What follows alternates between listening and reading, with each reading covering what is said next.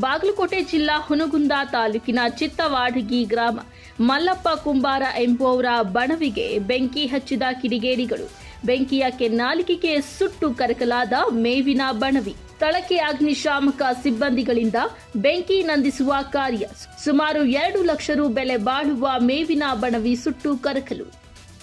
Hungund police ಠಾಣಾ ವ್ಯಾಪ್ತಿಯಲ್ಲಿ ಪ್ರಕರಣ.